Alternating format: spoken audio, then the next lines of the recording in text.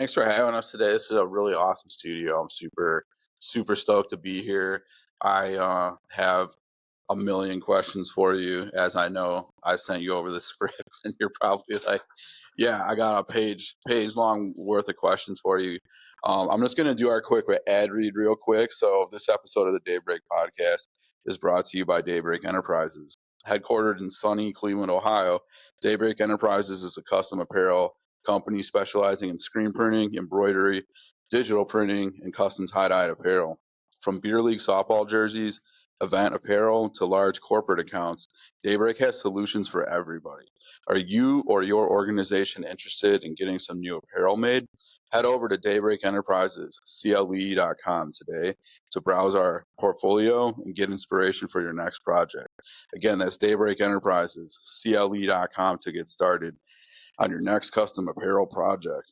Well, here we are. It's such a beautiful studio, man. I love it in here. Thanks so much for having me. This is great. This is going to be a lot of fun. Yeah, I feel like everybody's studio has energy to it, and the studio just has a ton of energy. I mean, like the colors and just everything is so vibrant and just nice. And so I became familiar with you, Garrett. We don't know each other too much. We're kind of new friends, which is great. Yeah, it's great. Yeah, I love it. It's great to finally meet you. Yeah, for sure, man. Awesome. But I became familiar with you because, I've done a lot of the 78th Street studio events. Okay, backtrack real quick, everybody. We are here at the 78th Street Studios, the lovely and amazing 78th Street Studios. We love the folks here at 78th Street. They do an amazing job.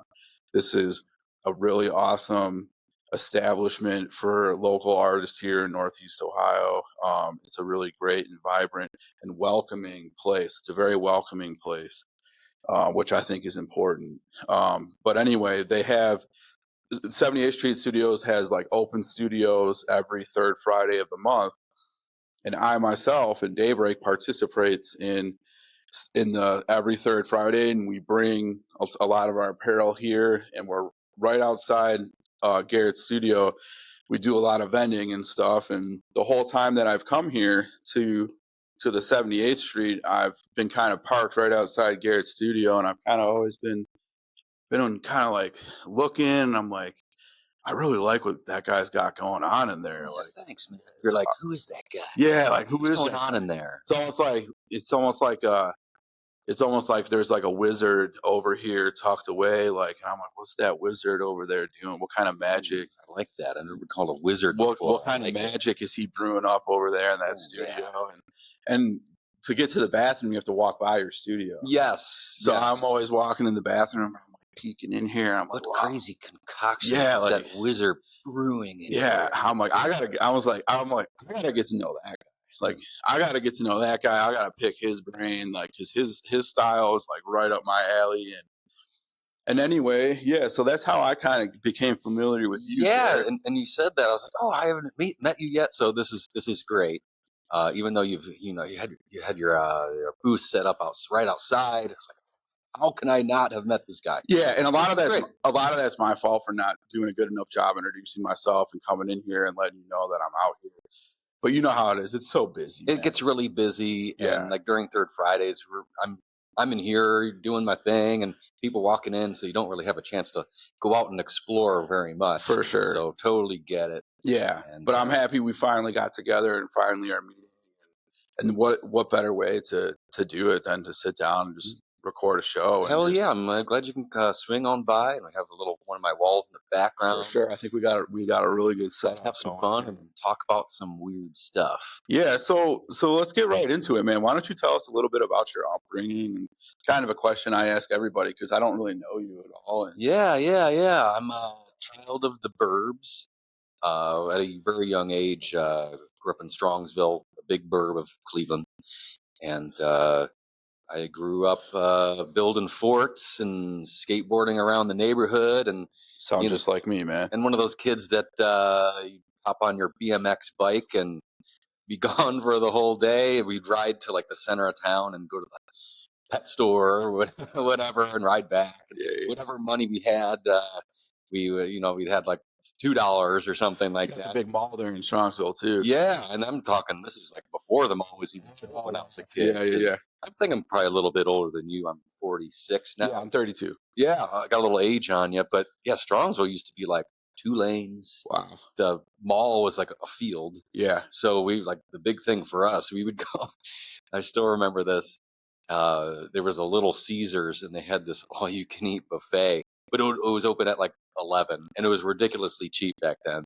So we'd go there. We'd be like knocking on the door. It's like 10:59 or whatever. Hey, listen. So that was like our fun thing. Yeah. Oh, it was a big deal when you're a kid. Ride our bikes up and it was like $3 or something like that. Man, those days of, I mean, I told you, I don't think I did tell you, I grew up in Westlake and we would get on our bikes, ride up to North Homestead Mall, go to the food court. Yeah. Yeah, go to the video game store, go all over the place. Fun days, man. For Totally fun. Yeah, when did you start like getting into like, okay.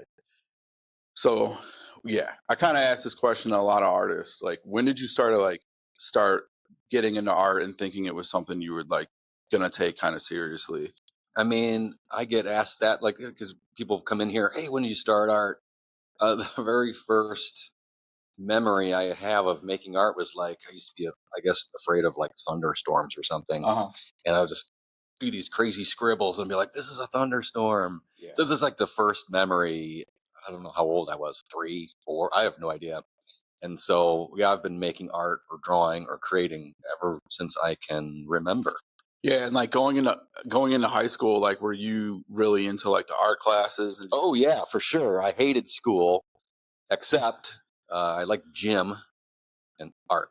yeah, I like gym because I could like throw the dodgeballs really hard at the girls. And I used to be really like fast or athletic, and it's like I used to like get the energy out and running around. I mean, now I appreciate knowledge more, like history, but man, in that classroom, I just wanted to get out of there. I just like, let me out. I want to build a fort or something instead. Yeah, I said, dude, I was the same way in high school. Like, I was really into like art class. Gym was fun because I could throw dodgeballs at the girls. Because you liked them. Yeah, and then, but yeah, I could care less about like history. But now I'm all about history. Oh, for sure, for sure. Almost like obsessive about it. So it's like, why couldn't I have cared this much back when they were shoving the stuff down my throat? What's that phrase? The youth is wasted on the young or something like that. Yeah. But yeah, as you get older, I think you can learn in your own way now. Like being cooped up in a classroom, it just was not for me. Yeah, it's something about like when it's being forced upon you. Yeah, maybe. And now you get older. Oh, you can watch this interesting documentary and learn like so much. Yeah, like why did World War I actually happen? Yeah, like, Franz Ferdinand. Yeah, exactly. Like why the hell did we think it was an okay idea to invade Vietnam? You know, it's like, oh yeah, we can go down the rabbit hole with that one. Right? We could talk about that for hours. So that's awesome. So, did you kind of like go to college after high school, or? Yeah, I was fortunate enough to go to college. I was taking art classes, any art class I can get in high school, junior high, everywhere. Yeah, just that's what I like to do, and I thought I was good at it, kinda. And then was able to go to Ohio University for graphic design. Oh, that's awesome. Because you think, what do you do with a painting degree? I don't even know how to paint. What am I doing?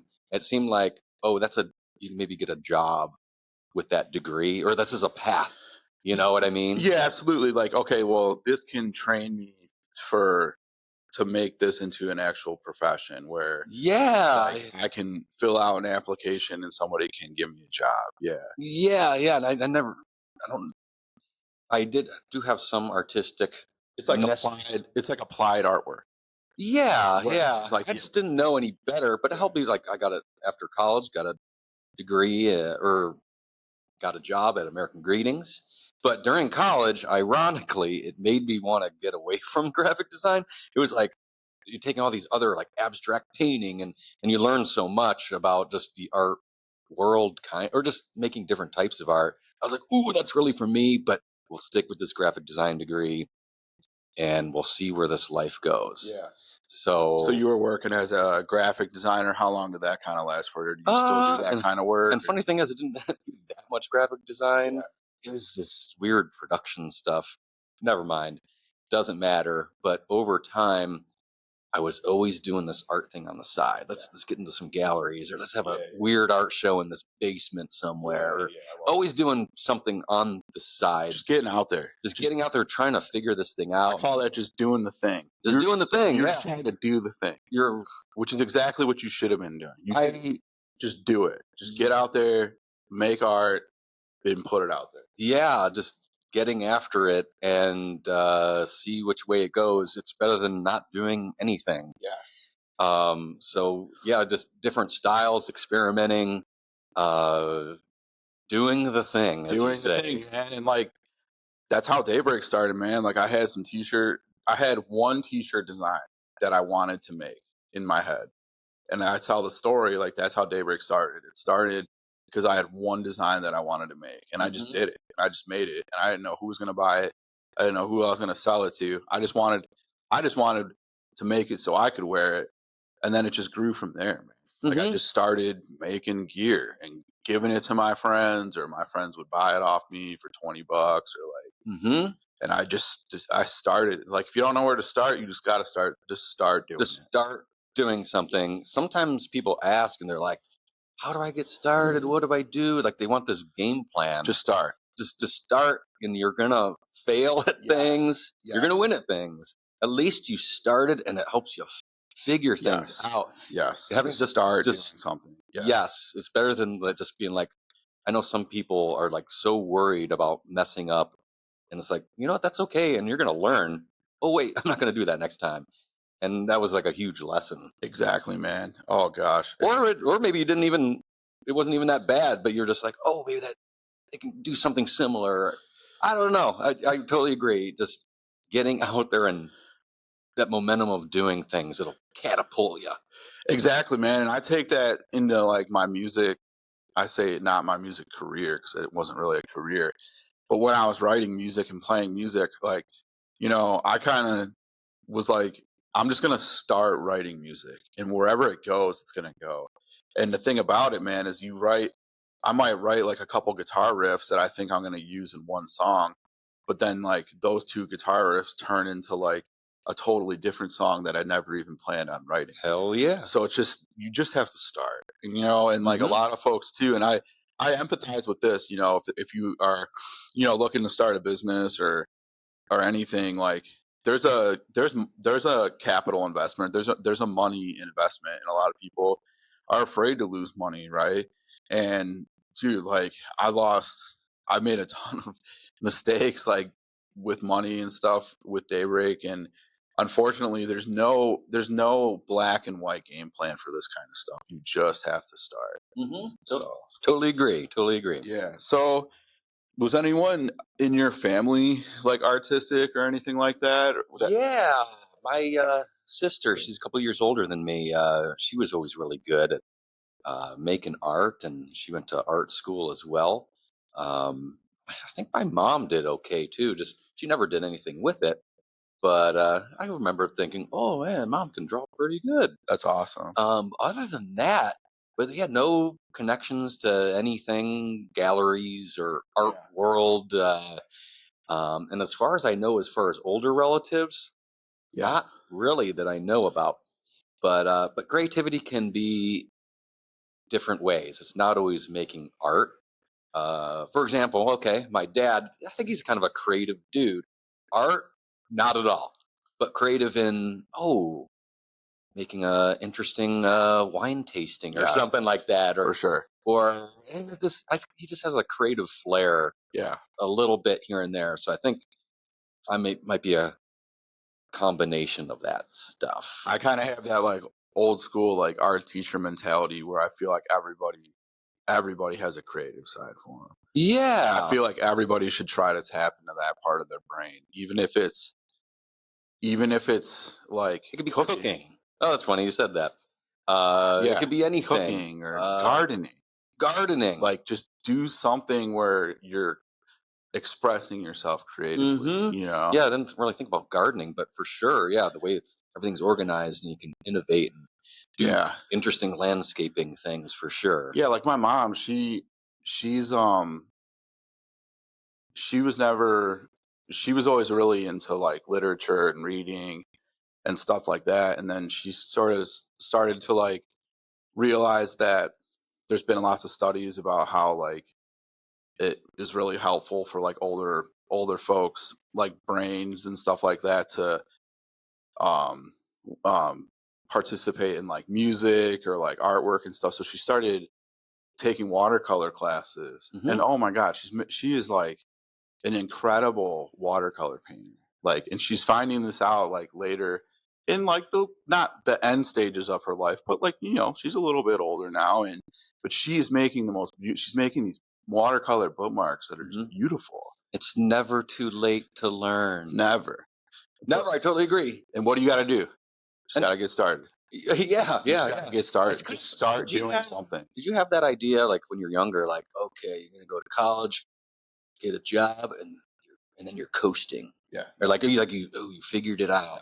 No, not at all. It's a continuous thing. No, I went to college to like you said, to be trained. Like, just so you probably don't know this, but I'm a nurse. So, I didn't know that. Yeah, I went to Tri-C School of Nursing because I needed a job. I needed something. I needed a career, and then I was working on my artwork on the side and music on the side, and then I kind of do a little bit of both. You know what I mean? And, but I just you never know. Like, it's like hindsight's always 20/20, but like you can't see the future. You know what I mean? So. Yeah. Was there any creativity in the nursing field? Because I'm having a flashback. My mom was a nurse at Southwest General in Berea, and every once in a while she'd bring home someone made like a paper fill out, and they had one. It was like all the different types of hoops. Oh, really? Which was like, so it's like industry humor in a way. Hilarious. I was like, huh, and it'd be like, you don't have to talk about all the different types of hoops, but it was just like, oh, this is what they're dealing with. Let's have some fun and like a sense of humor about it. Yeah, exactly. Yeah. I guess every job site I'm sure has that. Yeah. That like dark humor. Yeah. For sure. There's a lot of that in healthcare because it can be pretty dark. Yeah. You have to try to lighten things up. For sure. Yeah. Let me see. Ooh, the next question. Yeah. I got to stay on track here, buddy. Sorry about that. No, you're fine. You're doing great. So, okay, yeah. So we talked about American Greetings. Oh, okay. So when would you say you started doing like? Because I've noticed after browsing like your portfolio and everything, when did you start doing like commission work? Because it seems like you do like a fair amount of like commission work. Like, when did that kind of stuff start? Yeah. Let's see. I'm thinking back. I think it started here and there, a little peppering of commissioned paintings. Like people would see what I do in the mid 2000s, something like that. I like that. I used to do these crazy jazz musician things. Oh, I like that. Could you do that guy? Yeah. He was into jazz more like in college and after that. But then trying to think of like a pivotal one. First mural was a guy I know, friend. He had a law office in Ohio City. And I was like, oh, I like my smaller paintings. What if we did it on a wall? And it's like, oh, shit, can we do that? Because, it always starts, it seems like such a daunting thing. Yeah. And so I was able to do it. Okay, let's scale it up. Yeah. And that led to all kinds of other stuff. Yeah. Real quick on like scaling things up. And this is something I've always wondered with like folks like you and other folks that do like big mural work. How exactly do you like, is there like a science to how you're actually scaling up your artwork on those buildings? Like, how exactly do you start from like having like a sketch maybe on the computer or on paper and then actually scaling it up to like a 50-foot wall or something, or is there much of a science to it, or how do you go about it? You're going to be shocked. It's surprisingly easy. Yeah. But okay, sometimes it's great to freehand it. I really like to freehand a lot of things. Yeah. Just like, okay, you kind of do like a rendering in Photoshop or something, and okay, it's 3 stories tall or 2. Okay, and then you have a general idea and just go for it. So if I'm doing a lot of like organic forms, there's kind of room to be creative and do whatever. You know what I mean? Excuse me. No, you're all right. But then there's other ones where people do all kinds of different methods to, okay, let's have your design and I need to make it big. So some people go old school, a projector, Cool. and they just project it on the wall, and you essentially trace it, and it's paint by numbers at that point. That's cool. There's a grid method. You could do a grid, and then you have your artwork here, and make a little grid, and then proportionally make the grid onto that wall, and then you could be like, oh, that's where that building goes. Okay, on that square, it goes there. So there's a number of different ways to do it. Cool. But I really like if it's 1 or 2 stories, you can totally freewheel it, which is I think the most like rewarding. Yeah. And I think it's like kind of more like people are like, how are you doing that just from your mind? It's kind of cool because I think like but then again, projecting, I've done that before too, and it's just like, oh, it saves so much time. And so yeah, there's different ways to do it. Different ways to do it. So before you were really getting started on like doing a lot of mural work and stuff like that, were you mostly like painting on canvas and stuff and selling paintings and doing art shows that way? Yeah, I was doing graffiti under bridges sometimes, and that was just for the love of it. I'd find like a spot that like maybe no one knew about, but I always like nature too. So it would be like, I'm in the metro parks under a bridge, or over in Lakewood, Rocky River under this bridge under there, or there used to be a legal wall off West 25th. It's no longer there. Fun wall. The fun wall. Go there and make stupid stuff. So there was that. But also, I remember doing art shows as well, unsuccessfully too. Just my booth sucked, and I just didn't have it all together. I remember doing the Cleveland Flea years ago. Before that got a little crazy. But yeah, the art shows just never really worked for me. And that's why getting into like murals and commissions was really cool. Because I'm like, oh, I like that way better. But you never know. Maybe go back. Hey, I have the studio here. But you never know. Maybe go back to doing various shows, Lakewood Art Show. Who knows? Yeah. You never know. For sure, man. Now, you kind of answered this question already, but it sounds like you've done a lot of like mural work and stuff outside, like on the streets and whatnot. Yeah. And in businesses, but have you done stuff like inside people's like private residences, like inside people's homes? Yep. Yeah, for sure. People's like, I've done like playrooms, or I got one coming up for the convention center. So it's been really cool to work with them because over the years I've been able to do like, oh, this Cleveland scene in this kind of nook rest area. Oh, shoot, they're redoing another part of this because it's a big building. Yeah. And so, this top floor, they need this like branding wall. So I did this crazy, they called it the loft. And this crazy kind of abstract buildings and girders and Cleveland. And it was all like rugged looking. So yeah, definitely indoor stuff for sure. Yeah, indoor, outdoor, wherever. Yeah. Now, how do you? This is kind of like more of a big picture question, but like, has marketing for you kind of developed into like a lot of word of mouth, or are you doing? Yeah, for sure. Yeah, are you doing any kind of like reaching out to folks and sometimes stuff like that? Yeah, there's you can't just sit back and rest on your laurels. You can. It's kind of cool. Most people reach out to me, like, oh, I saw that guy, word of mouth. Yeah, they reach out to me. Totally. But sometimes I reach out too, be like, hey, it never works, but hey, you get that big wall on the side of your building. Dude, what do you think? You never know. There's also calls for art too. Like there'll be a call for art for a big public thing. I've never gotten one, by the way. It's all word of mouth. I've never once gotten any of these like a contest or there's a call for art, and we just had one in Grand Rapids, fingers crossed. But like we find out that over 900 people applied. There's 20 murals. That's about 1 or 2% chance. Wow. Who knows? Yeah. Who knows? You never know. You gotta apply. Even you gotta put yourself out there. Waste of time most of the time. Yeah. But you never know. Any funny stories about doing like mural work out in the streets? Yeah, I like this question. Yeah. Tell us some funny stories. I was thinking about it. I was like, oh yeah, some good, some sad. Okay. So me and my girlfriend, Eileen Dorsey, she has a studio upstairs. Cool. We've done some collaboration murals in our neighborhood of Old Brooklyn.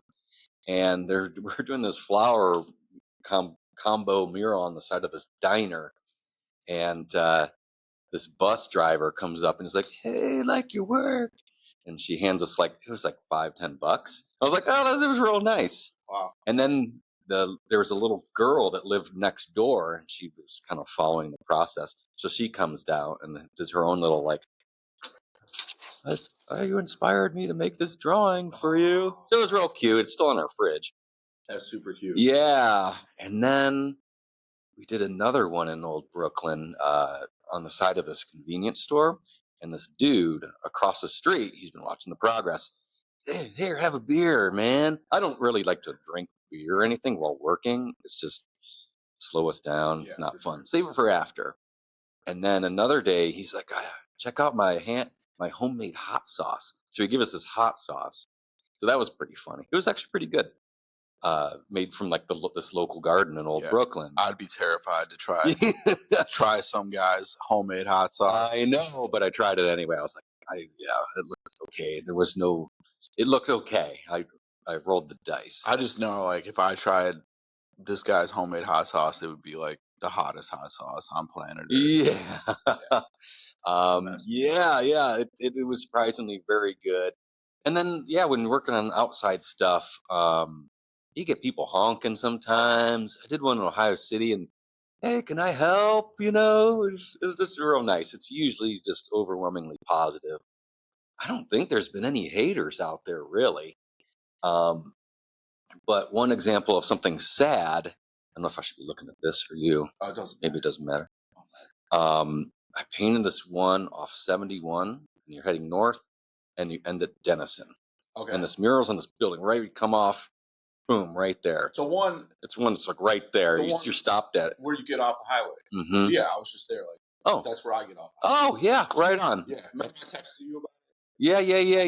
It says the land on it, and it's on this building. Yeah, it looks killer. These psychedelic leaves and sunflowers, and so that intersection is like a trouble intersection. Just I could see when working on it. There's like homeless guys running around, and you can tell you see cars swerving around, and it seems kind of dangerous there too. Yeah, but I guess people are getting into accidents there, and someone crashed right in. I guess it happens every once in a while.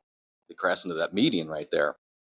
So I'm working, and these people like, "Hey, my sister passed away here a couple years ago. We're putting our remembrance, like balloons and kind of these flowers up." So that was pretty heavy while working. I was like, "Oh my gosh, I'm so sorry." And it ended up being kind of a remembrance on accident mural for the sister.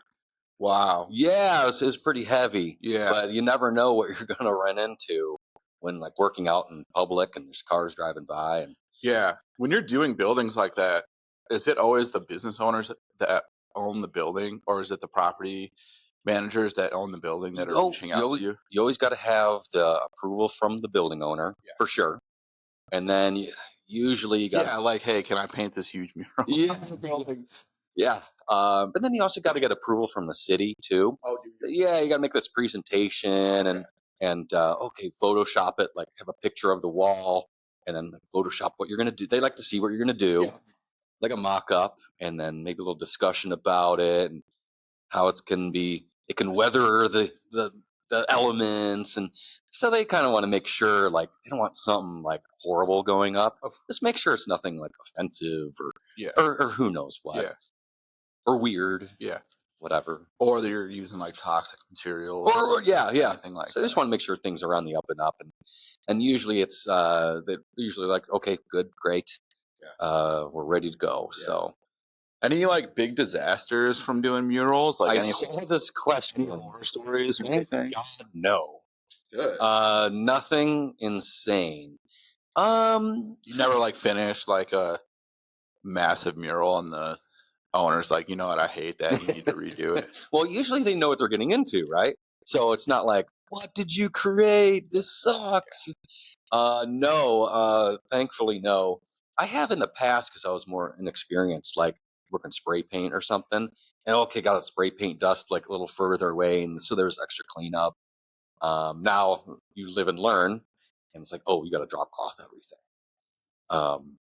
But nothing major, so fingers crossed. Oh, that's one minor thing I could possibly think of. So I was doing this one on Van Aken, and it gets pretty tall up there, and it gets a little scary up there. The only lift, scissor lift, was this like tiny one, and when you get up there, it's kind of like, Yeah. So as you're getting up and up, it's like, ah. So I had to like, oh shoot, let's get a big honking lift, so I can get up there. And also, when you're going up a lift, if the ground is slightly off, this alarm goes off and it won't allow you to go further up.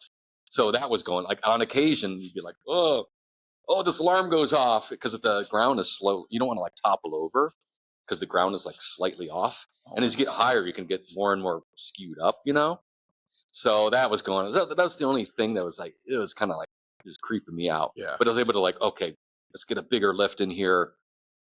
We got to get to this deadline. That kind of equipment? Mm-hmm. Okay, cool. I mean, the little rickety one they had, that was like on site. Okay. I was like, man, the only one you have is the tiniest one ever? Come on. Yeah, seriously. Now, what other types of projects do you work on besides like these larger projects? Like, I know in here you have a lot of stuff done on canvas, like in skateboards and whatnot. Is that like a lot of like smaller? Is there any other kind of like smaller stuff that you work on? Yeah, so having the studio here has allowed me to, I'm always thinking of random weird little ideas. So they just come from different things. Like, for example, my Van Gogh ear magnets up front. Hilarious. I just think it's really funny. And everyone that walks in, they're right there. They're like, oh, that's a funny idea. I thought it was hilarious. What else? Yeah, we got skateboards in the works over there. My Van Gogh earrings are kind of funny. My line of adult pop-up greeting cards behind you over there. Nice. I'll have to check those out. Leave it for your imagination. It's for certain people with a sense of humor. Yeah. I doctor these existing greeting cards, and I like make my own like words and pop-ups and stuff. For sure. Adult themed. We can't discuss any further. Yeah, a big thing I've noticed with like your artwork is a lot of floral stuff. Mhm. Is that something you've kind of always been into and into painting, or is that kind of like something you've been focusing on more so like recently? Yeah, it's funny because I've been painting different styles for a long time, and then all of a sudden, oh, you're doing this floral stuff, and it had been a long time coming because I was doing a lot of Cleveland stuff and maybe angular uh, buildings and Cleveland and kind of graffiti-ish stuff. Yeah. And after a while, I just felt like I think I did all I can do. I'm always looking to explore different things. And I had this opportunity to paint this wall in Ohio City. This one where people were like, can I help paint too? And I was just, during the summer, they have all these like wildflowers growing in people's yards. Or like right along the street on Bridge Avenue in Ohio City. And I was like, oh, that'd be kind of fun to paint this whole thing on this. It's this old garage, this old gas station. And it was great to branch out and do organic things. And I always loved nature and hiking, and so it was such a great like, oh, this is a great direction to go. So I was kind of searching for like what's next? What can I do? And that catapulted it into this floral realm of kind of graffiti, flowers, fantasy, nature. I think it's awesome. Yeah, it's been great for the past 5-6 years. That was kind of the direction to go. Yeah. But on occasion, I go back and I do like a lot of Cleveland cityscapes, like if they want for like a mural or something. Yeah. So it's like adding another thing in your pocket or something. Yeah, it's like adding another notch in your tool belt and just having. I think that's huge. Like as an artist, you got to always be trying to grow and change and like adapt. And that's the flip flop thing of. Do you stick with your brand because it's like, oh, people know who you are, or you're always branching out? And it's kind of a tricky thing. It is super tricky. I mean, how many times have you seen a band that puts out a record? They're trying a new sound, and then everybody hates it and gets pissed off at them and doesn't want to go to their show. Yeah, you know what I mean. Like it's tough. Changing things up a little bit, but I think you can do it in a way that's graceful. And I think you can do it in a way that is, how would you say, like,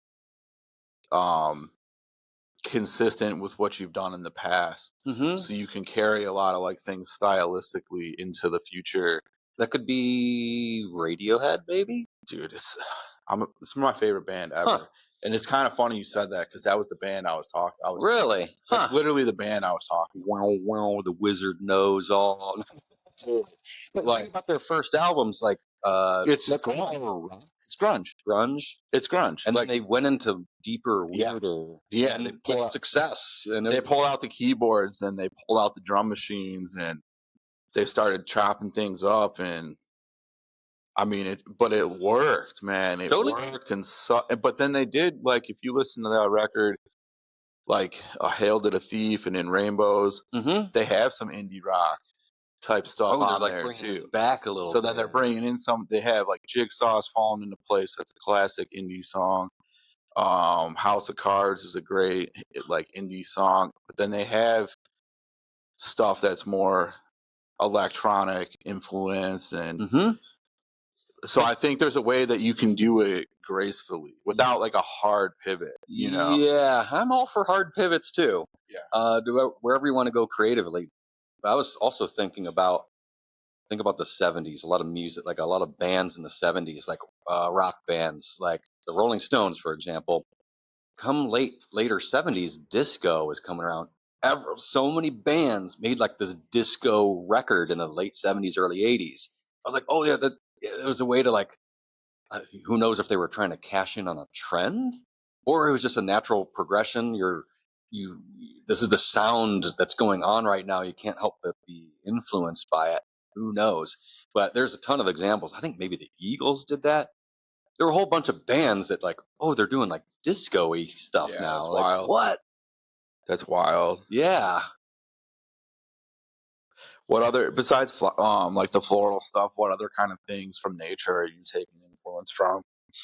Let's see. From nature, I like a lot of foliage as well. Yeah. Lately, just if you like hiking and around, you see like decomposing wood and mushrooms coming up and what's going on the ground. During COVID, we did a lot of foraging, kind of got into that because you're like, what can you do now? Let's hike.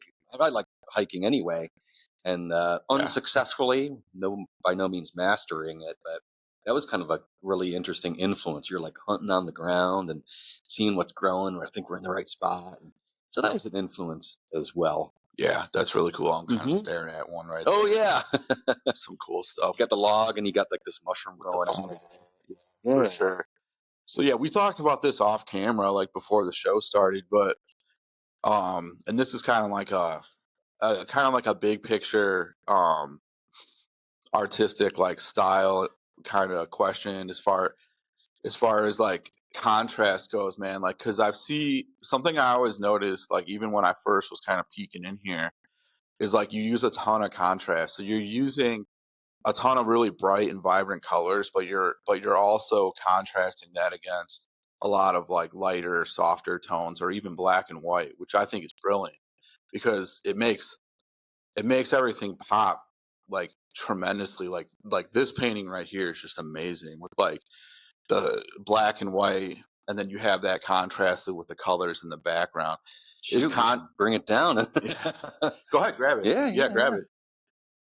This one here? Yeah, grab that one. I just want to show that one. Yeah, totally. Just to give people an idea of like what I'm actually talking about. Yeah, hold on. Yeah, there we go. Yeah, so like you see here, like you have that black and white, and then it's that black and white contrast with the bright yellow, the bright orange, the pinks, the purple, and it really just makes everything pop like so hard. Is that something that you are trying to do intentionally? Shoot, I wish I had this piece. So this section here is like that intentional contrasty, make it look like this. It's been Xeroxed over and over again. Yeah. I always liked that look. I always liked comic books and I know exactly what you're talking about.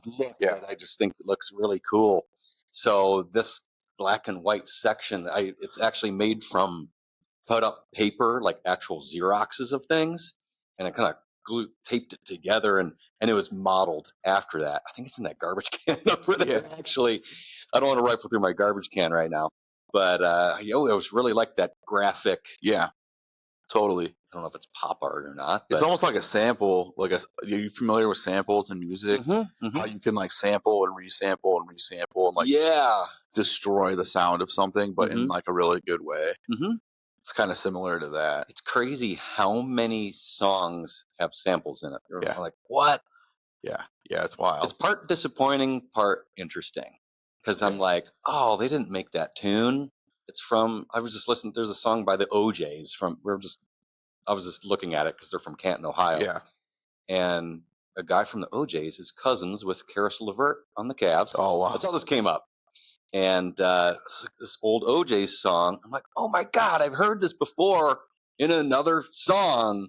And it must have been sampled. I was like, oh, so it's part interesting to innovate, part, oh man, can't they make their own tune? They're ripping off this tune. Yeah. So a little bit of both, but I'm usually all for it. I like taking old and bringing something anew. Yeah. Yeah, that was just like something that I wanted to pick your brain about. Yeah. Is like the use of contrast, and even like on the wall behind you here. Yeah. Yeah, you want to go ahead and throw that? This can be. Throw that wherever. We'll throw it wherever. Even on that wall behind you, there's like the black and the light gray that contrasts really well with everything that you have hanging on the wall. And something that, I've noticed with, like a lot of artists and their work and whatnot is, not that I'm like some kind of art critic or something, but, I feel like sometimes people don't use enough contrast, and it doesn't let the colors breathe enough, and it doesn't let the actual artwork like breathe and pop out enough, because everything can get really muddied really easily.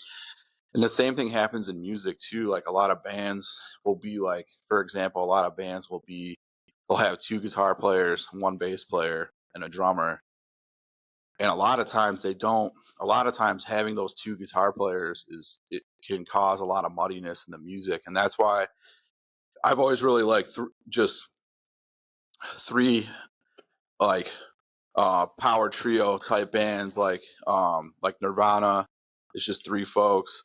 The Melvins is 3 folks, just 1 guitar player, 1 bass player, and a drummer, because I feel like having just that 1 guitar player lets it creates a lot of space for that guitar to stand out.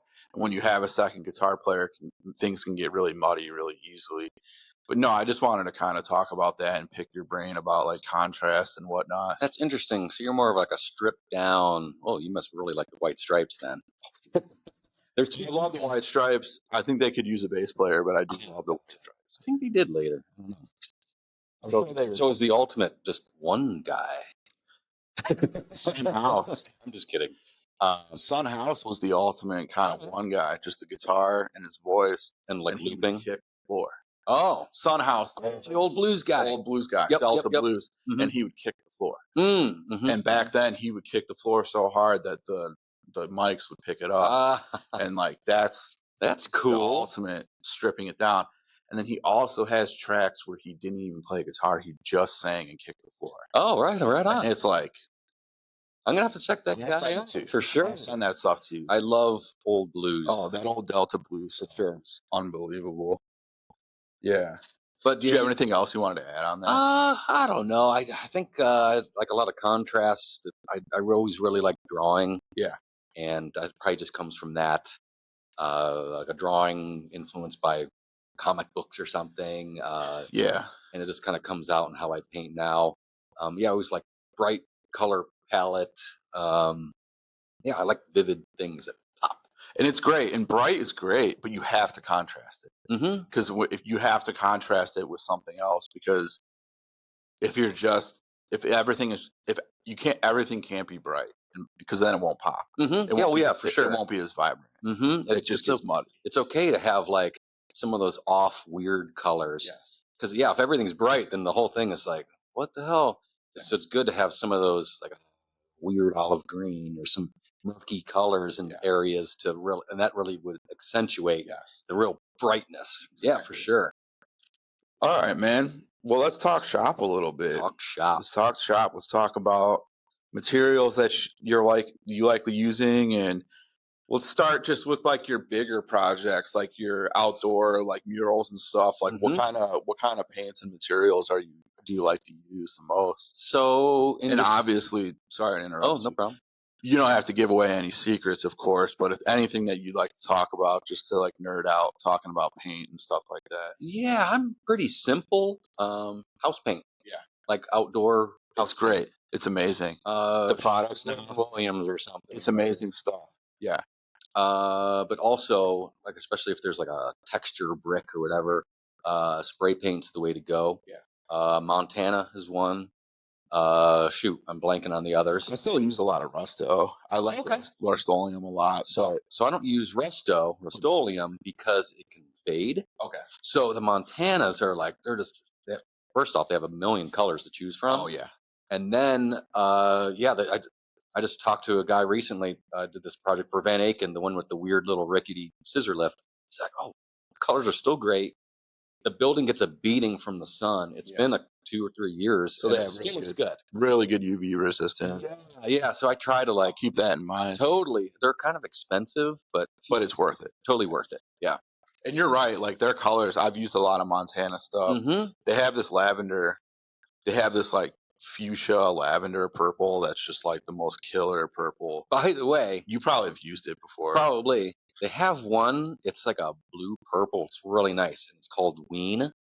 So I was like, perfect. I love the band Ween. Yeah. So it's like, this is hilarious. It's a really nice color. Yeah. Quick shout out that shop Lakewood Art Supply in Lakewood. They carry a rack. I don't know if it's like a full rack, but I know they carry a rack of the Montana colors. I've gone there like if I need something in a pinch. They don't have a huge amount, but they have some. They have like if you need like that one bottle here, or one can here, one can there, you can probably get what you need. And there's that other shop on Detroit, kind of closer to 117th.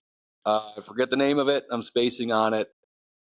It's over there, and they have some stuff too. Cool. I'm not that familiar with over there, but yeah, the Montana stuff is great, and I'll keep that in mind now that you say that it's more UV resistant. Yeah, I mean, for something maybe indoor Rust-Oleum, maybe it's the way to go. The materials are just what you want to work with. I just really want to put out like something vibrant and that's going to last a test of time, because people are paying good money for something outdoors, and it would just be. I've seen some of them use not the best paints, and it's like, oh, it's fading.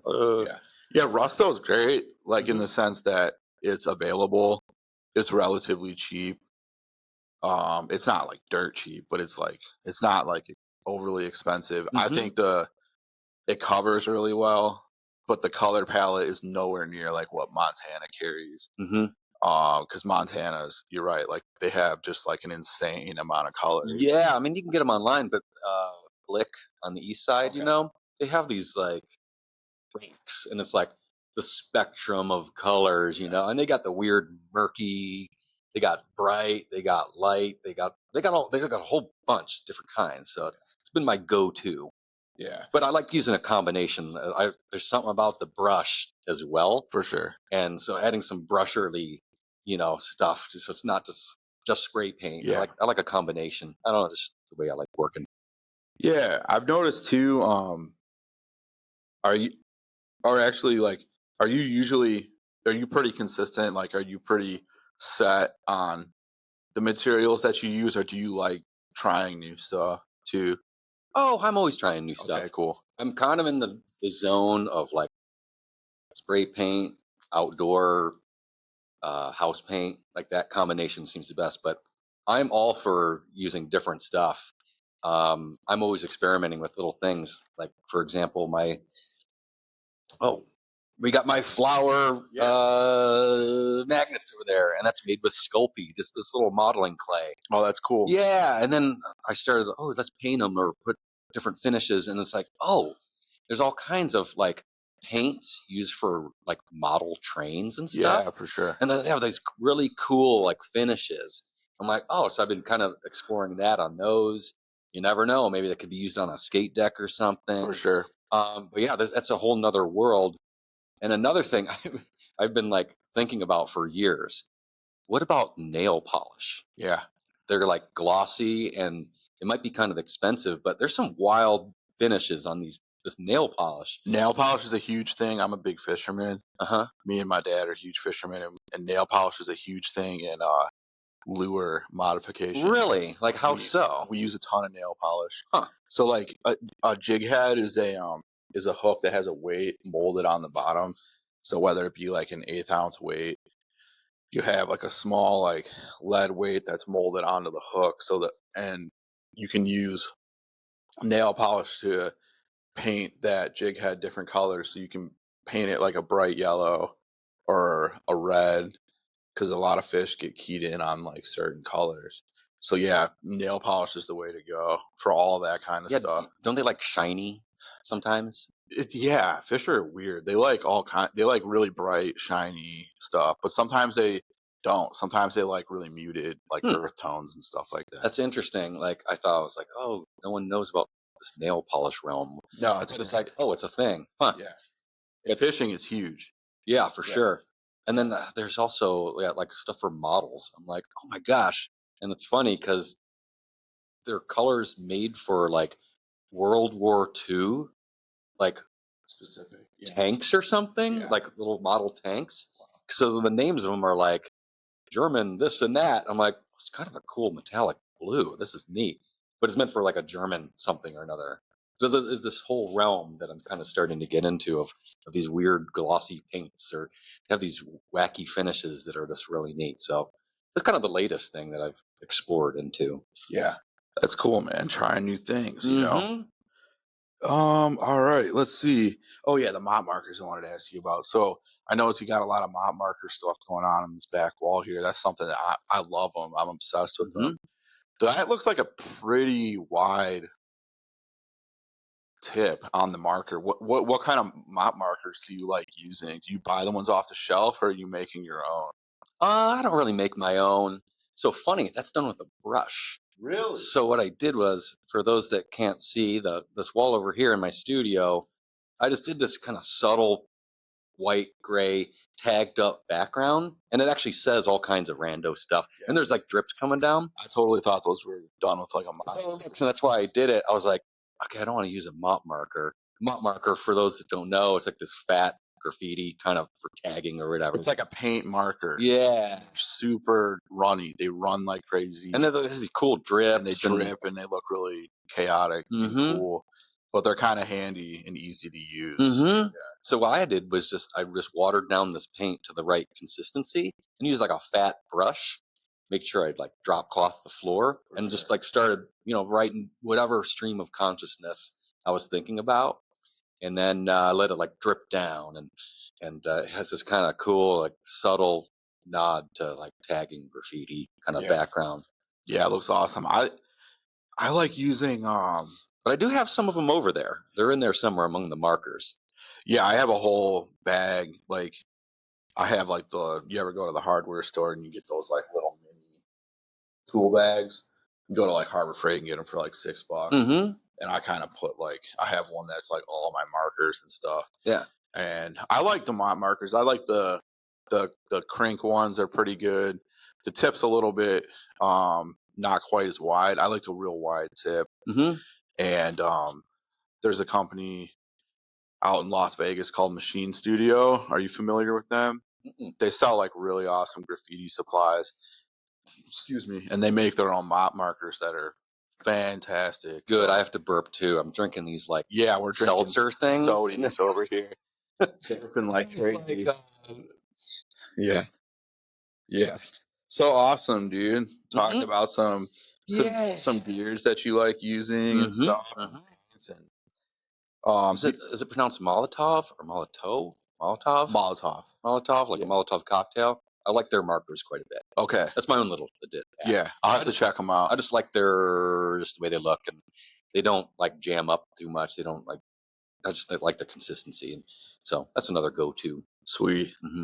Yeah. Do you ever have any issues like sourcing materials, or you have a pretty easy time getting what you need? Pretty easy. Let's see. Yes, the spray paint game it's not like when we were kids. Yeah. Like there's professional stuff out there and Amazon's out there. I know. And think it's called Bombing Science. That place that's a great. Yeah, you can. Yeah. There's websites for everything now, and so everything's at on our phone. Zip zap, ship it to your place. I would say with house paints, there are certain pro tip outlet paint stores. Wow. And they get like paint from it's like mist tints, or because paint can be expensive, right? But you can get some on the fairly cheap for like, okay, they're snagging, Home Depot, someone didn't pick up their order. There's whatever random stuff. I don't know where they get them all, but they sell them for like way less expensive. So keep your eyeballs out for those type of places. Cool. Because you can get gallons of like great house paint, exterior paint, for the cheap. Yeah, that's 10, really 20 good bucks or something like that. And I've done whole projects like going in there like, okay, what can I use? Yeah. Oh, this is going to be a fraction of the price because Sherwin-Williams is like 50, 60 bucks a gallon. A gallon of like good exterior paint. Wow. So you can really save some cash, but you never know what they're going to have. Yeah. So it's kind of fun to go in there and like over time amass this like, we got these shelves down the basement of like, oh, here's all these paints that we have from other projects or wherever. So it's kind of cool to just have a bunch on hand to use. Yeah, so I know you kind of mentioned Sherwin-Williams. Just for the folks at home, like, would you say in your experience, like Sherwin-Williams is the best as far as exterior paint, or is it just the stuff you like using the most? Because I like Behr paint. Oh, that's good too. I use the Behr paint. I painted my whole house with Behr paint, inside and outside, and I love it. But I know other folks really like the Sherwin-Williams stuff. Yeah, they're both good. Cool. I've used Behr before. Yeah. Glidden or something. But I think Sherwin-Williams and Behr are the main two. Yeah. I guess at the end of the day, the best paint you can get is the paint that you're good at using. Yeah. Yeah. Like you know how to use and you know how it's going to work with you. Totally. And even with works on canvas, like sometimes I like these cheapo, regular acrylic paints because they're like transparent. And I'm like, oh, this will be perfect. I got this transparent. I do a lot of weird stuff, and sometimes that works. It's awesome. So yeah, it doesn't always have to be the primo stuff all the time. So yeah, whatever works, and whatever works. Comes from a life of experimenting and whatever you like doing. Yeah, sweet, man. I think we covered like most questions as far as like the artwork and whatnot. Gosh, how long have we been going? I have no idea. Just off I have a gauge of this. I think we've been going for about between 50 and 60 minutes. Oh, shoot. Which is totally fine. Excellent. My kind of getting towards the end of our questions, like I guess my only other question is like, what's up with Garrett, like outside of the artwork world? Like what other things do you like doing around town? You said you have a girlfriend. Like what kind of stuff do you guys do together? Just last night we went bowling. There you go. And that was kind of fun. I'm so bad at bowling. Oh yeah. Last time I went, it was oh my God, I'm so bad. My dad would be horrified because he was like he was one of those like bowling guys. Yeah. Just like the OGs, like he almost bowl like 300. Oh my God, a monster bowler. I'm nowhere near that, but he not very good. He would be very disappointed in me. What is your score? Oh, dude, like 90 or 100. Okay. If I break 100, I'm like, oh God. I'm throwing at least 5 gutter balls in games or 6 gutter balls in games. Yeah. I need the bumpers. Oh, I can go bumperless, but it's just kind of fun. It is fun. And, we mentioned. You know what else is really fun? What? The shuffleboard place. Oh, Forest City Shuffleboard. Dude, that place is so much fun. Mm-hmm. It's so much fun. I love it. But the only thing I don't like is you only get a table for an hour. Oh, and it's like, well, I'll pay you more money if I can get it for 2 hours. That's the only thing I don't like about that place. But it's super fun, and they do an amazing job in there.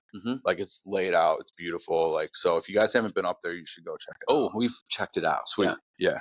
That place is great. Over the past couple years, I'm older now, so I don't do all those sports leagues anymore. Yeah, I used to be really into those, like you name it, kickball, football. Yeah, kickball is great though. Surprisingly, those kickball leagues were like the most intense. Like people would get crazy. It'd be like indoor kickball, and people were almost getting into fights and stuff. Dude, people are nuts. My buddies all play flag football, and it is crazy. Oh yeah. Crazy how intense it gets. Mm-hmm. And I'm really intense and really competitive. So that's a big reason why I'm like, I don't need to be getting any fights with any grown men. I don't need to be injuring myself. Like, Yeah, true. I'll go to the gym and lift weights Mm-hmm. and compete in like lifting meets, but I'm not trying to play like competitive sports, dude. Like, I'm way too competitive. And I think I've chilled out over time too, so I could just be like, hey, whatever, we're doing this for fun. But yeah, I think the flag football days are behind me. yeah, Another thing I like doing, dragged the girlfriend into this too, pinball over the last couple years. dude, pinball is so much fun. So much fun, old school pinball. Love it. But also there's like an artistry to the Oh my machines. God, they're like works of art. They're beautiful. Hold on, my stomach was growling. Oh, okay. But yeah, it's been Yeah. really fun, and it's like not expensive. Like spending a few bucks, have a beer or two, and it's really fun. Yeah, like they got awesome machines over at the Happy Dog. Mm-hmm. They have like the one with like the wizard and dragon on it. Mm-hmm. I forget what that one's I called. love seeing the creativity with how they design them, and there's so awesome sick. artwork on them. They're so sick. It's really neat. So Yeah. it's been like a later in life thing to kind of get into. Yeah, over Christmas time I was somewhere and we were playing on a digital machine. It's not the same thing. Not the same thing. It's just not the same thing. Mm-hmm. Because you're right, those machines are like a work of art. They're totally so cool. Yeah, the analog machines. And the Happy Dog, they have some really sweet ones over there. Skee ball's fun too. You ever play skee ball? Mm-hmm. Mm-hmm. Skee ball is a lot of fun. I am not good at that at all. No. Yeah, skee ball is a blast. Yeah. Cool. Where else do you guys like going hiking? I know you mentioned the Metro Park. Brexville Reservation. Yeah. Cuyahoga Valley National Park. Hinckley. Hinckley's nice. We've been real busy this year, so it's been harder to go, but it's really fun to like explore different trails. Dude, I'm telling you right now, the best time to do it is this time of year because no one's out there. I totally agree. When it's frozen, though. Just put your gear on. If you get the right gear, you're good. Bundle up, put your boots on, and get out there, and you'll have just as much fun hiking around as you do in the summer. And I think it's better when it's frozen. Yeah. Because when it's just like 40 degrees or 35, it's just this mud soggy. Yeah. So you're just tromping through this. But when it's frozen, excellent. It's very peaceful. Mm-hmm. Something about like winter hiking is nice. That's why I totally get why like up in, where it stays a lot colder, people are really into like the cross country skiing and me and my girlfriend, we like regular skiing, or I snowboard, she skis, and you like the snowboarding better? Yeah, I've been snowboarding since I was like, I think 11 years old. Wow. And then when I was like 7 years old, I think I learned how to ski. And then my dad had me on skis at first. And then I was like, I like to skateboard. And then I was like, well, snowboarding seems to make a lot of sense because they're standing sideways like a skateboard. Mm-hmm. Yeah, so then I switched to snowboarding when I was probably like 11 or 12. And yeah, we don't get out. I mean, I used to be like obsessive about it, but nowadays, like, if I get out twice a year, I think that's successful. Yeah, you just get busy with career and other things. Totally. And it's like, I wish I had more time. And everyone's busy. Yeah. People are busy, it's like, so like me, my girlfriend, and one of my best friends, we drove up to New York yesterday, and it was like, just even getting the three of us together to get on the trip was successful.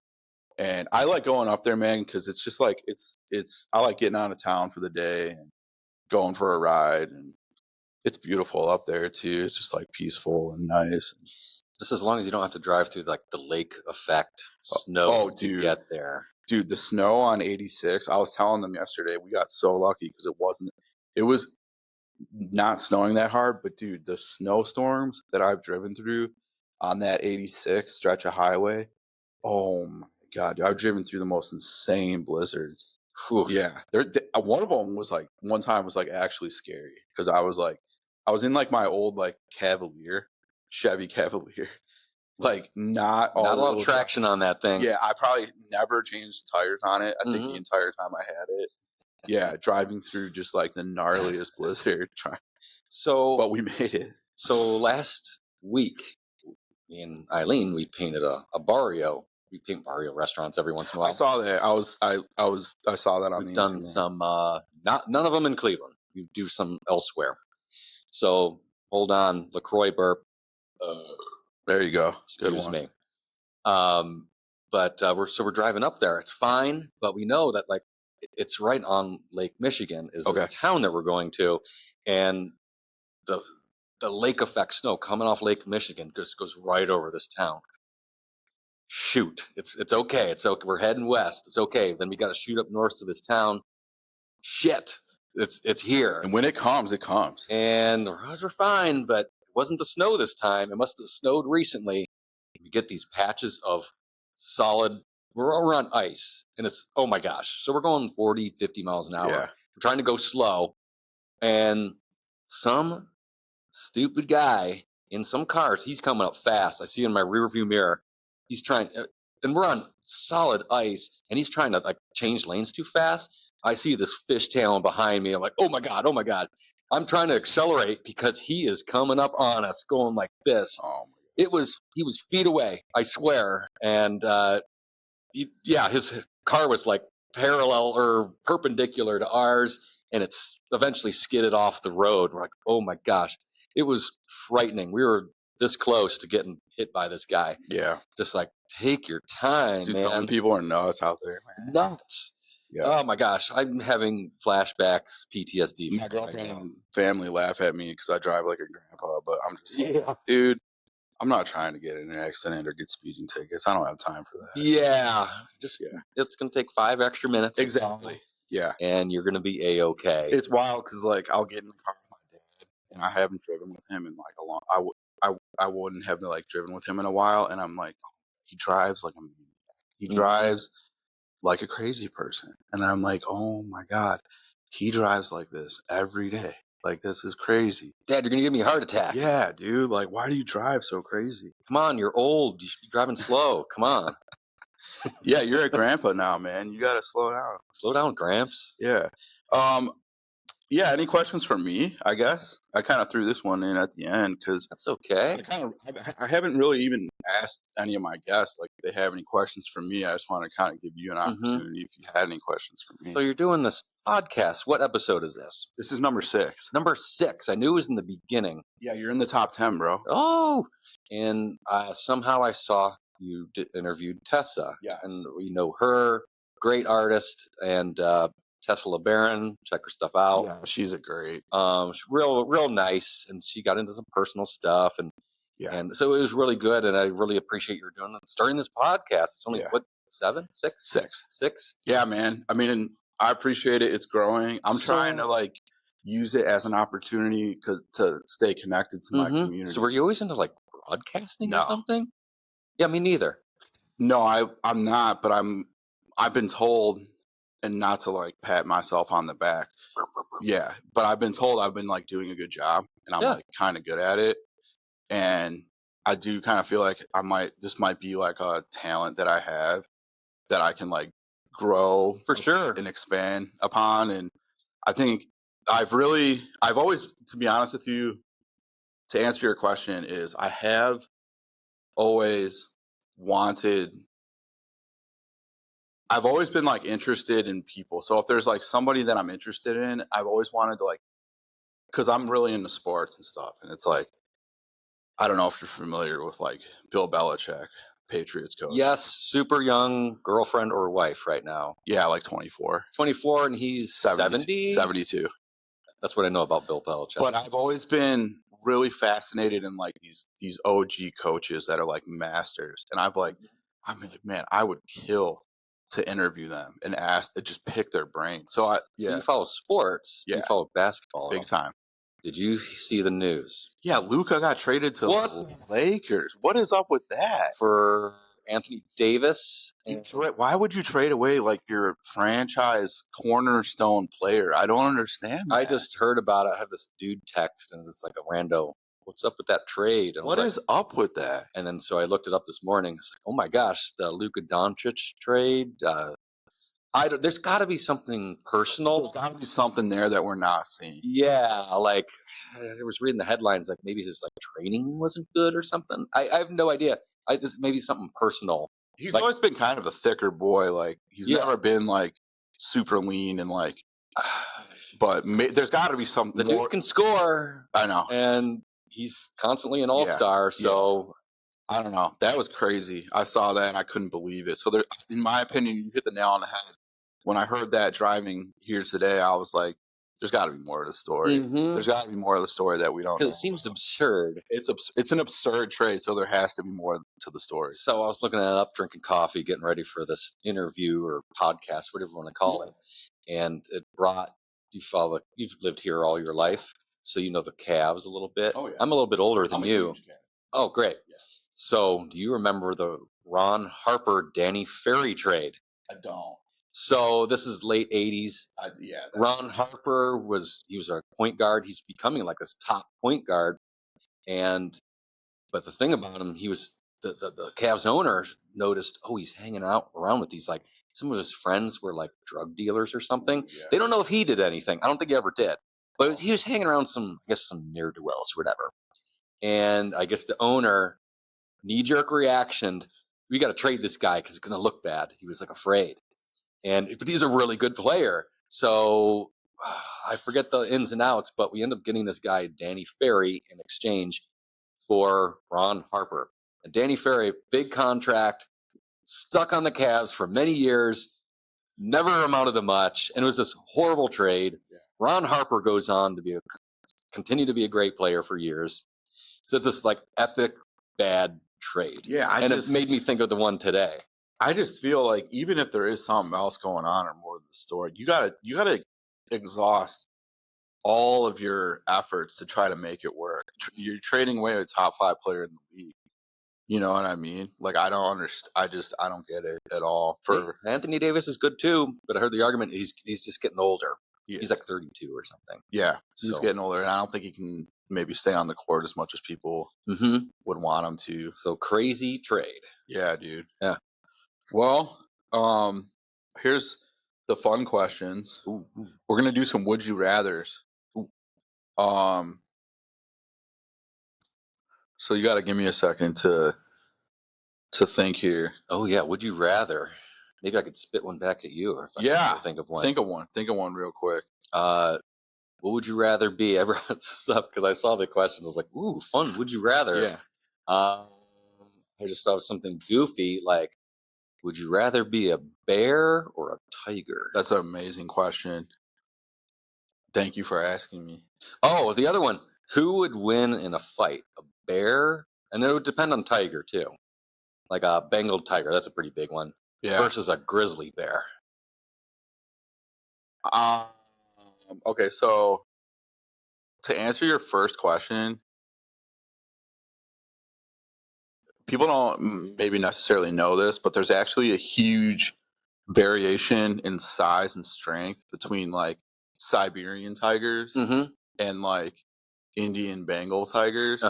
Like Siberian tigers are like massive, like 1,000 pounds or more. Okay, so let's do that one because it'll be similar in size. I would rather be a tiger. I love tigers. I got a tiger tattooed on my arm. Yeah, I got it. Answer the question. Yeah, that was easy. I love tigers, so I'm gonna have to go with a tiger because I think tigers are. I've always loved big cats and just the way like they hunt and bears are more forage feeders than like hunting, like, and they probably smell worse. Yeah, bears. There's actually a species of bear up in Alaska that only eats wild blueberries. Oh, have you heard about these bears? I think I have an idea of what podcast you've been listening to get this information. The Rogan. Yeah. I think I've heard that same thing. Yeah, but they eat like 200 pounds of blueberries a day. Yeah. I don't even understand how that's possible. I mean, they're big beasts. Yeah, so they must be eating like entire bushes. Yeah. Yeah. But bears are more like forage feeders, whereas like tigers are hunters. And like, I just think tigers are sweet, man. They're gnarly animals. I think I'd have to agree with you too. Just the lifestyle. Yeah, I wouldn't want to be a whatever bottom feeder, whatever you said the bears were. Like forage feeders. Forage feeders. Yeah. Like they're not like they're not out like hunting. They're more like going out just like foraging, looking for like berries and any fish that they can grab out of the river and stuff like that. Yeah, tigers are more like sneaky. They're gonna come at you. Who would win in a fight, dude? That's honestly like if you were talking like a full size 1,200-pound Siberian tiger versus like a full size female Alaskan grizzly bear. I don't even know how much those weigh. Probably a lot more. Probably a lot more. I would say the bear would probably win based off of like brute strength. I don't know. I think I'm agreeing with you because the hide is so thick. I think they're really dense. Yeah. You've seen? Have you seen the documentary Grizzly Man? No. Oh my God. That was awesome. Holy! You're talking about that guy that used to like live with the grizzlies. Yes. And then he ended up getting killed by them. Yeah, it's no giveaway. Like they say it in the beginning. Yeah, no spoiler needed. This guy, he likes every year likes to go up to Alaska and he's filming with the bears. Claiming he's saving the bears or something, but he gets this incredible footage when he's up there. Ultimately, I forget why. One last season, he stays longer than he should when the bears are more aggressive. And he stays too long, and he ends up getting eaten along with his lady friend. Wolf is right. But in the years since, he's trying to make a show or something, so he's getting all this incredible footage living among these bears. And there is a crazy video of this bear fight of like hair, and it is intense, man. Terrifying. I'm like, that's what I feel like. I don't feel like anything is killing a full size. I don't think so. Grizzly bear. But yeah, they're just massive and powerful, and they will outrun you in 2 seconds. Yeah, they can run like 40 miles an hour, something crazy like that. I just don't think anything's killing them. I mean, I don't know on land. Yeah, I don't know. Yeah. Man, we could have a whole podcast of amazing nature. Yeah. Well, okay. Would you rather go on a it's the OG heater thing? Sorry, the pipes back here. It's funny. Old heat. They make these clang noises. Well, good thing that didn't start like in the show. Now, would you rather go on a hiking trip in like Washington State or Northern California?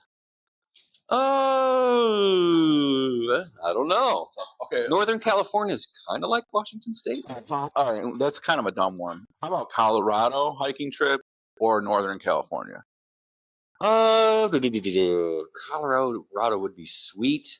I guess it would depend. We're in Northern California, like Yosemite or something.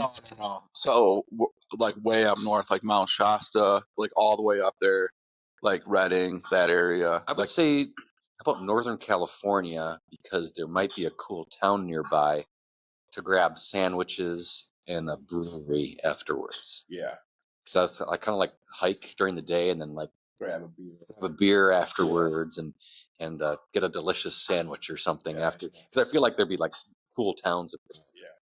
Yeah, there'd be ones in Colorado too. There would be, but yeah, probably not as many. Yeah, it seems more sparse. But if you're hiking outside of like Breckenridge or something, Breckenridge has a sweet brewery called the Breckenridge Brewery, and they have killer food. And maybe need to change my answer. Really good stuff. I love Breckenridge. I've snowboarded there. Mm-hmm.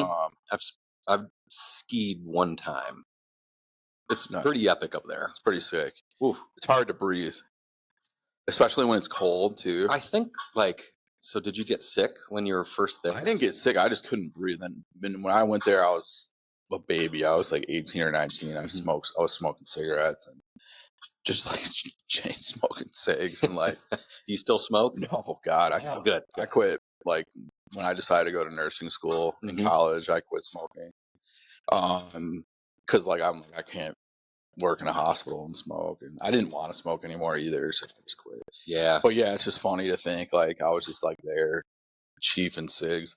It was like negative 20 degrees outside. It was so cold. All right, I gotta think of another good one for me because I'll think of one more for you. Would you rather continue podcasting or go back to nursing? Oh, wait, are you doing nursing still? I'm part-time. Yeah. I still work part-time. This is interesting because my journey to becoming a full-time artist, it was over time. Like, let's start thinking about this. It's go part-time American Greetings, part-time doing this art thing. That's where I'm at right And just like over time, you'd gain more and more traction, and I was able to finally cut the cord. I remember one week I was like, I got this other stuff lined up. I've worked like 2 hours this week. What am I doing here? And I was finally able to cut the cord. It's going to be, honestly, bro, it's going to be hard to cut the cord because I love my patients, dude. Like, okay. Like, I just love we take care of I'm over at Lutheran. Okay. Just like give you a little bit of insight and the audience too. Like I work with a lot of the psychiatric patients and they come back and we're treating them with electroconvulsive therapy. And oh my gosh, kind of heavy. It's kind of heavy stuff. Wow. And I really, really feel like a sense of duty, like to take care of these people. Well, maybe it's good to have. So it would be like really hard for me to like.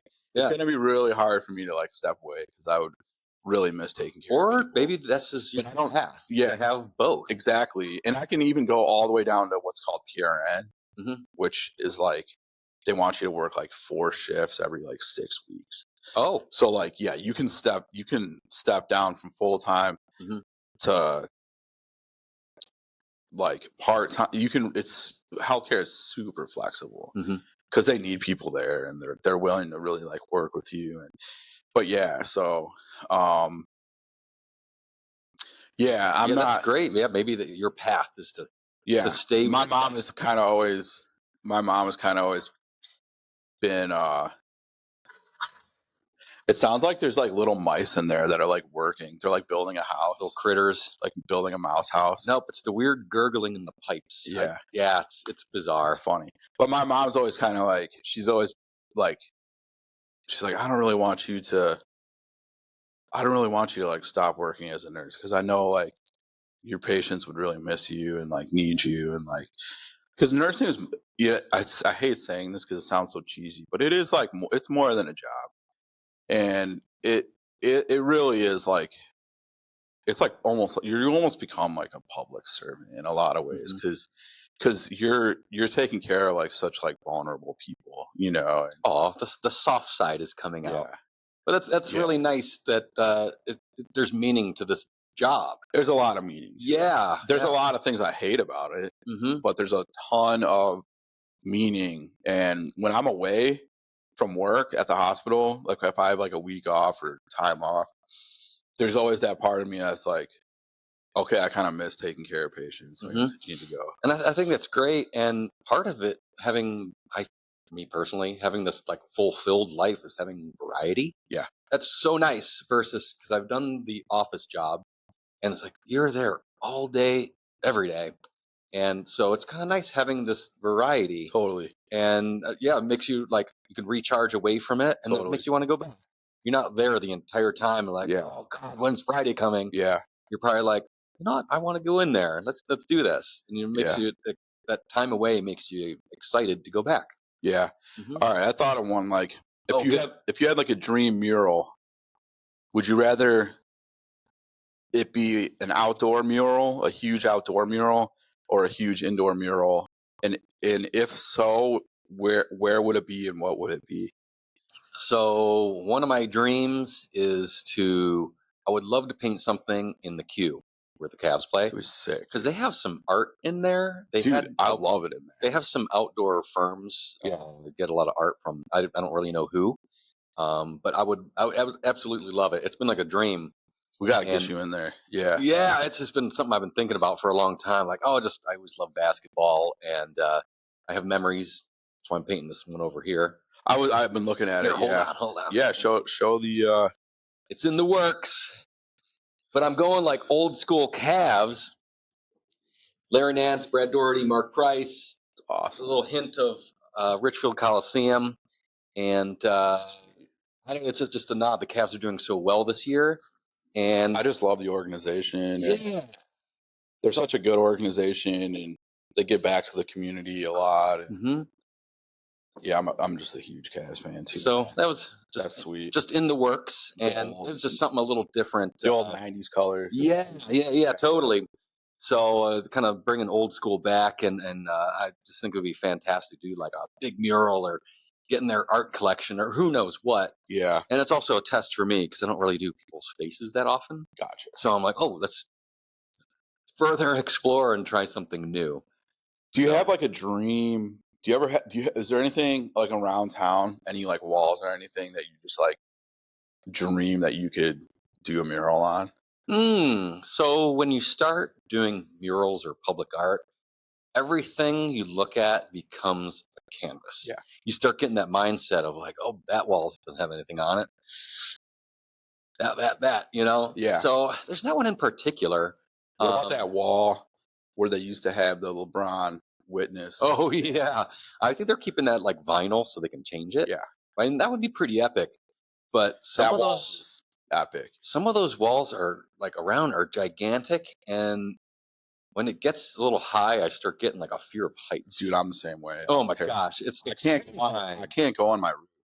Oh, I can't go on my roof. Like I can't do it.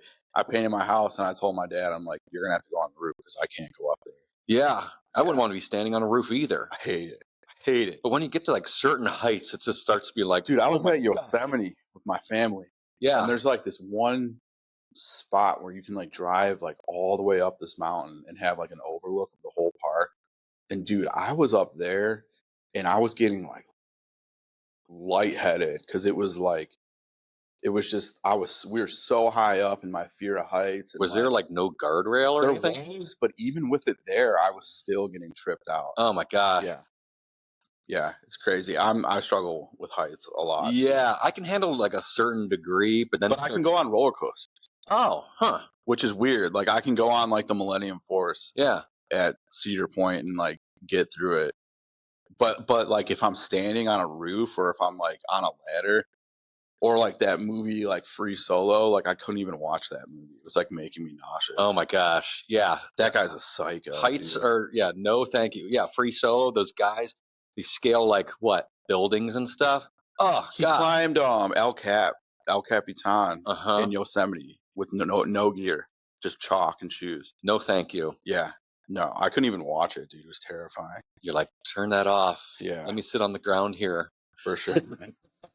Anything else you want to shout out? Why don't you go ahead and shout out your socials and anything else you have going on, man? Blah, blah, blah, blah, blah. Let's see. GarrettWeider.com. I wish I had a sweet nickname so people knew how to spell it. But GarrettWeider.com is website, but I'm on the same Instagram, Facebook, do all the stuff, TikTok too on occasion. Totally. Thank God it's back. Just kidding. Yeah, I know. TikTok's weird. It's weird. It's so weird. You're getting all these views and you're like, are they real people? Like, who are these people? And it's like, how many of these are like 5-year-old kids? Yeah. It's I get like 6,000 views on a video, and I'm like, who are all these people? Mm-hmm. So I just I put things out there on occasion, but I can't be scrolling. Like I try to do all the social media. Yeah. Try to have fun with it. But yeah, I'm like really getting into YouTube a lot because I really believe in YouTube as a platform. I love YouTube.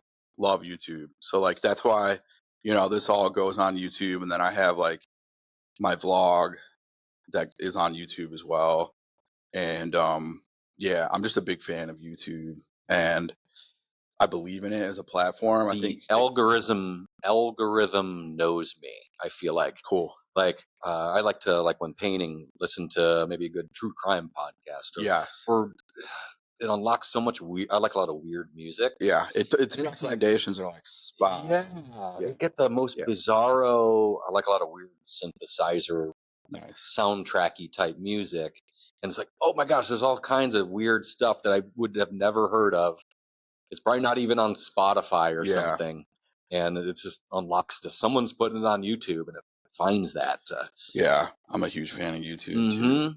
Well, we'll get all your stuff plugged in the description of the video and on Instagram and everything. And I just want to thank everybody for tuning in. I think we had a really good conversation. What do you think? Yeah, man, it was mediocre at best. No, this is great. I think we had a great time. We solved the mystery. Tiger is way cooler to be than a bear. I think so. I think so too. Yeah. That would be a really epic battle and fight. Yeah.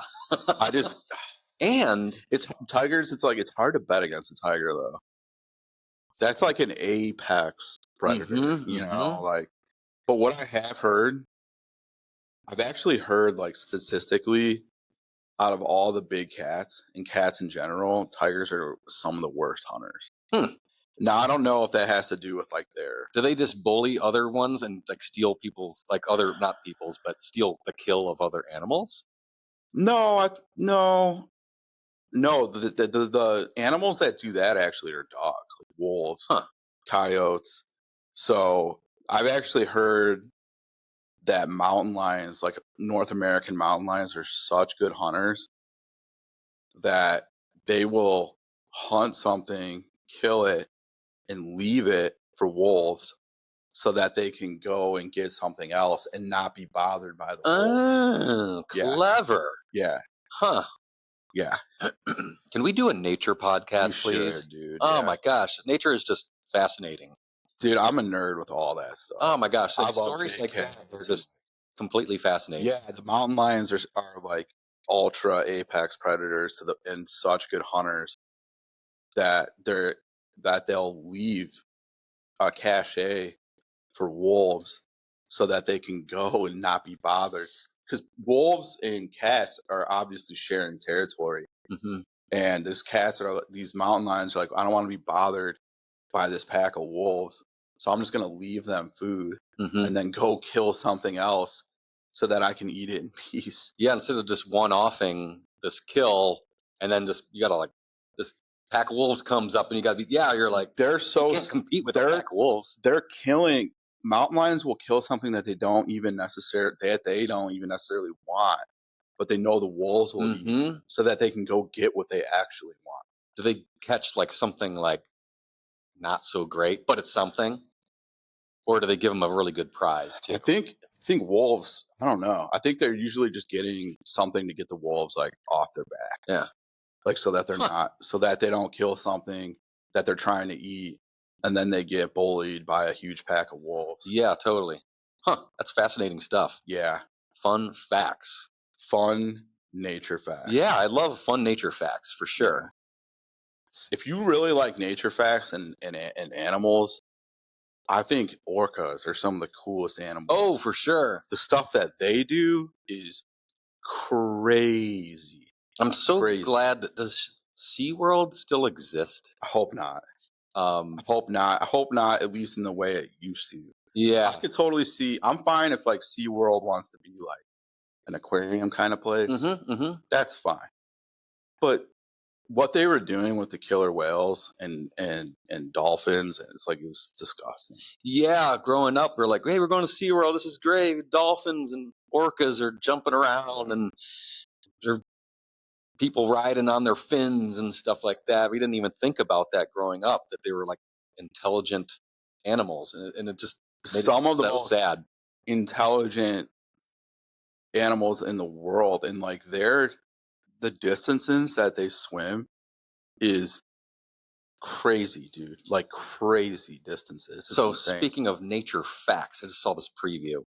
So the orcas are smart and they team up to get, they're going to get their prey. Yeah. Did you see them? They swim close underwater in tandem, creating a wave. Yes. And because they know that those seals are on this little thing of ice. They create the wave to knock them off. Yeah. I'm like, what? So they have like this really incredible planning. Yeah. That I know many people could not handle. And they've never in the wild, they've never harmed a human being in the wild. Wow. Never. They've harmed human beings in SeaWorld.